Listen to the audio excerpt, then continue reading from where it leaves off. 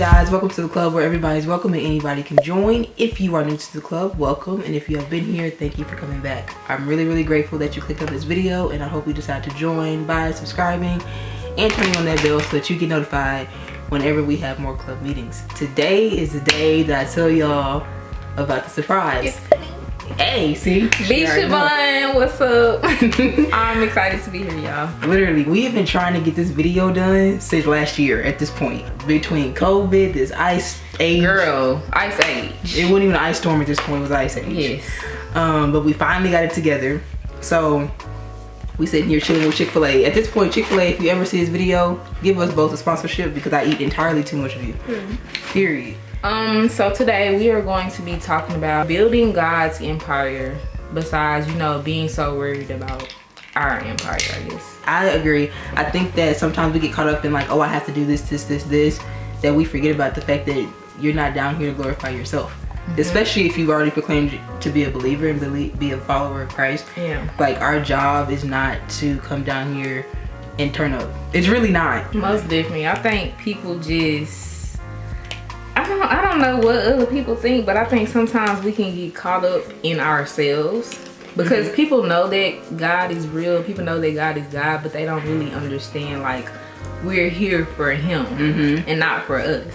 Right. So, because that even ties in with how you move, because once you realize that you're not down here necessarily for your pleasure to build, because we talk a lot about building our empire, chasing the bag, making sure, even take it as far as like generational wealth.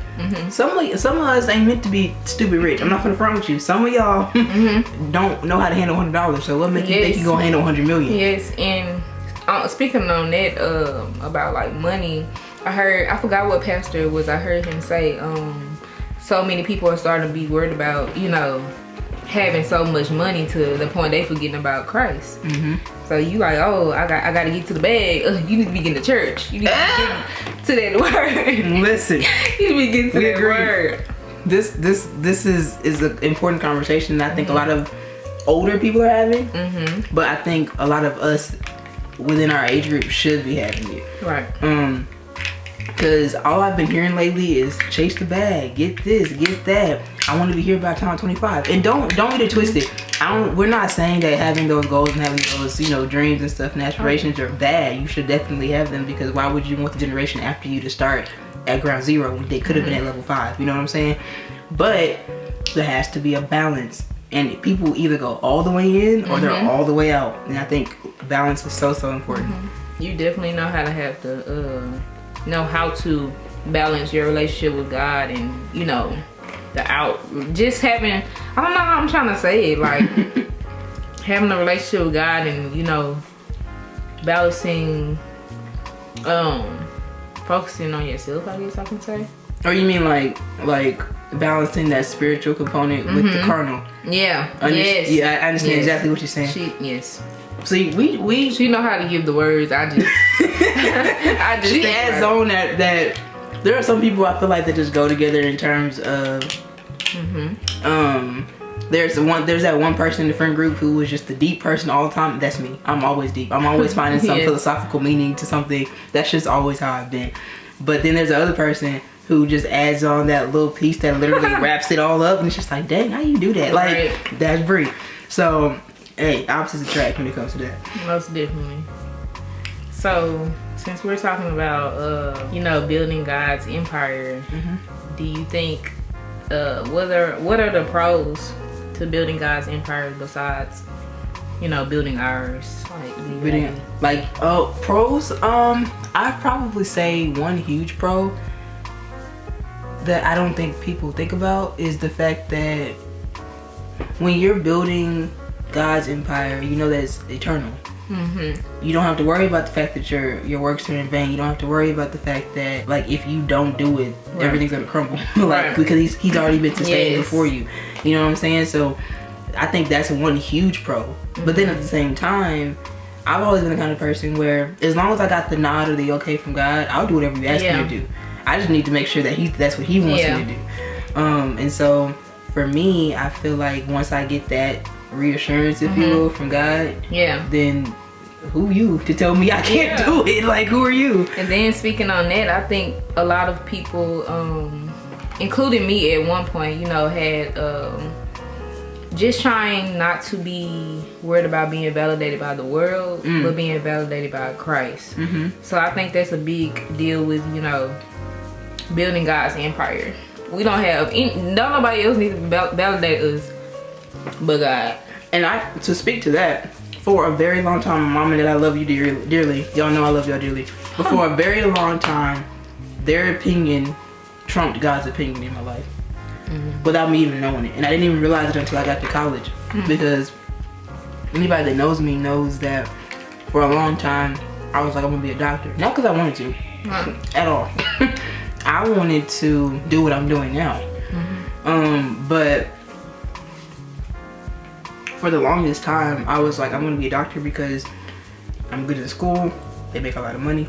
My parents were cool with it. For me, once I got the check mark from my parents, I was like, okay, that's my check mark from God. And understanding that your parents are human and trying to work out their own soul salvation just like you. And so seeking God on what you're supposed to be doing is huge. And seeking that validation and that okay from God is all that you need. And sometimes people get caught up in getting it from their friends. Because I think we generalize like the world. That includes your family, your friends, and all that kind of stuff.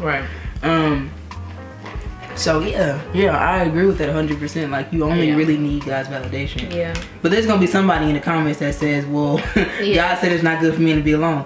Listen, God puts people in your life for a reason. You know, we do need, the Lord tells us to have, you know, counsel and stuff like that. We need people in our pathways, you know, to share advice on things, what to do. But we also got to just make sure it's the right people. And even like she was just saying, you know, about our parents, you know, our parents give us advice and stuff like that. But at the end of the day, we have to still take it to God and see if it's in God's will. So. Because I had a good friend of mine ask me actually last night. She wanted to know. She was under the impression that God picks our spouses for us. He does not. Firstly, free will. There it is. Listen. You have free will. Listen, he gave us a free will. I told her this way. Think of the Lord as a gentleman. He's never going to force himself on you. Meaning that He's never going to force you to do the right thing. He's never going to force you to do what he has probably already told you to do. He's not going to force you to do any of that stuff. He gives you a free will so you can choose him just like he chose us. So that's my first point on that. But also on the second tip of that, this life is about cause and effect. It's about reaping and sowing. It's about what you plant, you're going to get back. What fruit are you bearing? You know, all that kind of stuff. And so...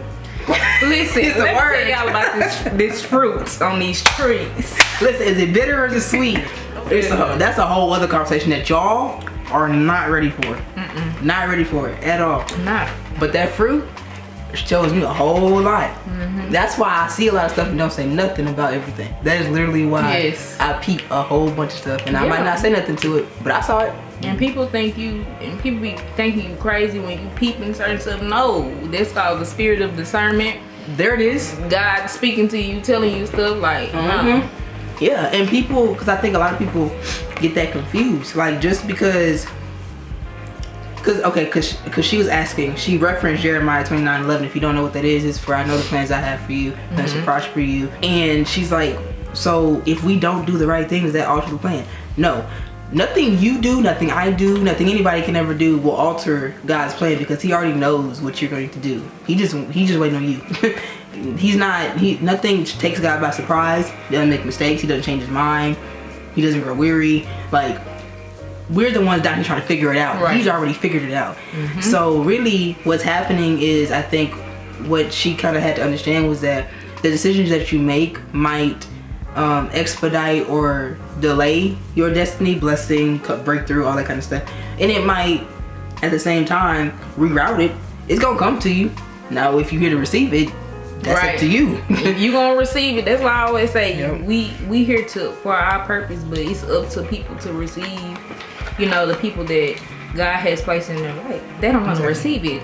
Then one man plants, another man waters. You can't say God didn't tell me. He was like, girl, I sent this. You didn't remember? That was me. That was me. I sent this person last week. Listen, wasn't it a Bible story that said they were looking for God to come in some big booming way, and he kept sending people, but they would, and they just weren't getting it. Listen, God does not always, not that he never, but God does not always, actually rarely, does he come in some big booming way, like thunderclaps and all that kind of stuff, like Lord, rain on this side of the house. Like, he does not work that way. He'll talk to you through a commercial. He'll talk to you through a friend. He'll talk to you somebody you can't stand. You have to be able to see God in different forms. You have to be able to recognize when God is talking to you. Yep. So, most definitely. Learning God's voice is imperative. Just like reading is fundamental. Yeah. You gotta learn to hear God's voice. Yeah, when you learn his voice, you will be able to understand why you should be building his empire. Exactly. More than you build yours. But that's all for this video. Thank you so much for watching. If you enjoyed this video, do me and her a huge favor. Let us know what you want to see from us next down in the comments. Give us a thumbs up. Leave a heart if you want us to do this again, because this was really fun. It was. It was. But until next time, I love you guys. Stay safe out here in these streets. I'll see y'all later. I'm out. All right, bye y'all.